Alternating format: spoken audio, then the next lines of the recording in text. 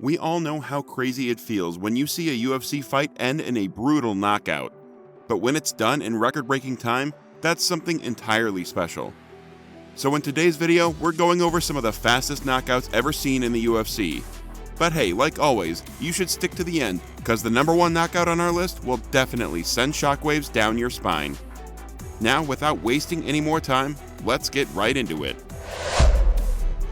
The first knockout on our list came from the Leon Edwards vs. Seth Pajinski bout at UFC Fight Night 64. And we know you probably have never heard about this fight, because 1. Seth Pajinski left the UFC all the way back in 2015, and 2. Leon Edwards was quite unpopular amongst UFC fans at the time. But take our word for it, this fight was one of those fights you just keep asking yourself, what the F just happened? Like after the usual buildup and both men getting locked in the octagon, Leon Edwards sent a straight left hand to Pajinski's face, making poor Pajinski lose his consciousness faster than Cinderella lost her glass shoe. Okay, that kinda sounded better in my head, but I hope you get the point. Or you know what, just take a look for yourself. The knockout came in exactly 8 seconds into the first round, making it one of the fastest knockouts in UFC's history. Now this next knockout didn't particularly happen in less than 8 seconds, but it holds the record for the fastest knockout in the UFC women's division at just 14 seconds. It came from the pioneer of women's UFC, Ronda Rousey, before the big upset that saw her lose to the Lioness, Amanda Nunes, in a cruel fashion. Ronda Rousey set the record for the fastest knockout in women's UFC in her fight against Kat Zingano. Ronda, aka the baddest woman on the planet, set up one of the most brutal armbar locks in the history of the sport, and we really can't explain exactly how it happened, so just take a look for yourself. It was definitely sensational and one for the record books. But speaking of record books, Ronda did win her previous match before this in just 16 seconds, and then she won the fight right after in just 32 seconds. Are you a fan of Marvel Studios? Or wait, here's a better question. Have you ever imagined what it would feel like to get hit in the head by Thor's hammer? And we really apologize if you're not a fan of superhero movies, but there's no better way to describe this next knockout without relating it to something fictional. And that's because it was completely surreal. The fight involved the Korean zombie, Chan Sung-young, in his second UFC fight against Mark Hominick at UFC 140. But in a quick turn of events, the Korean zombie managed to ink his name in the record books for his spectacular knockout win.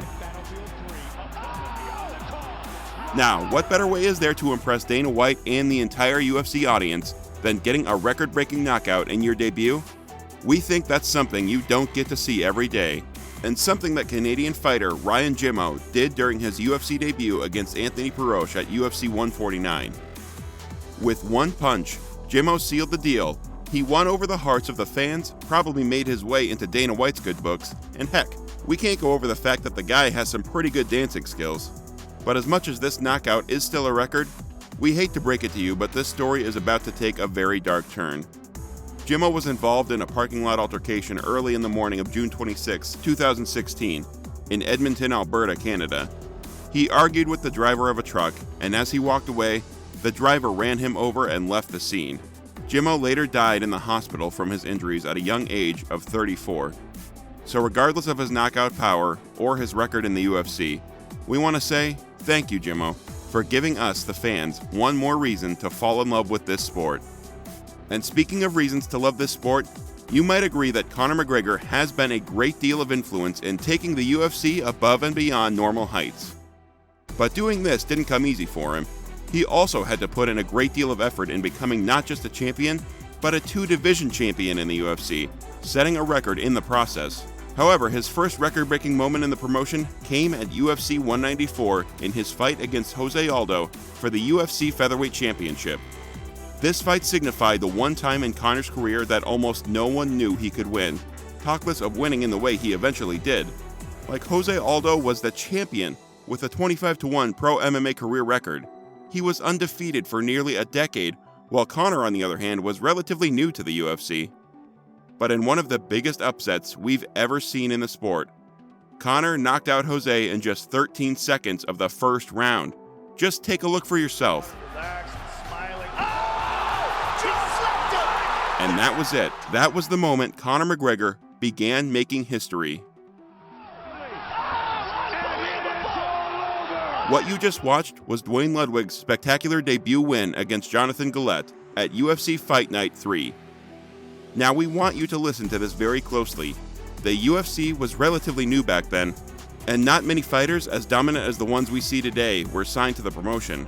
But fighters like Ludwig gave the promotion a very healthy start in the world of MMA.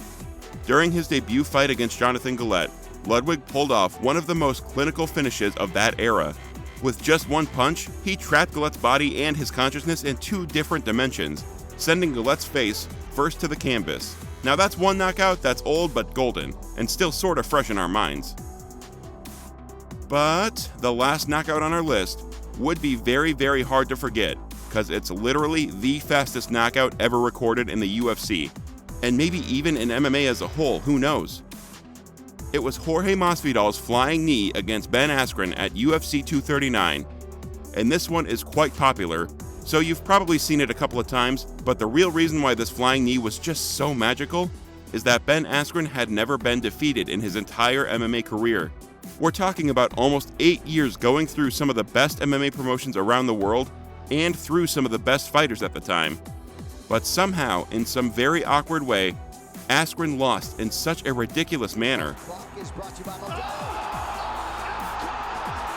This knockout was just sick, because Ben Askren was the same guy who was a former Bellator welterweight champion, the same guy with the most successful title defenses in Bellator history, the same guy who was a former ONE welterweight champion, and the same guy who was considered one of the best freaking wrestlers in America.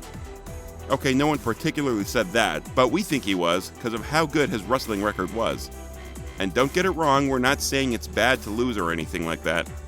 No, what we're saying is his loss just came as a shocker, especially because Jorge Masvidal was coming off a long 2.5-year break from fighting, with only one win in his last 3.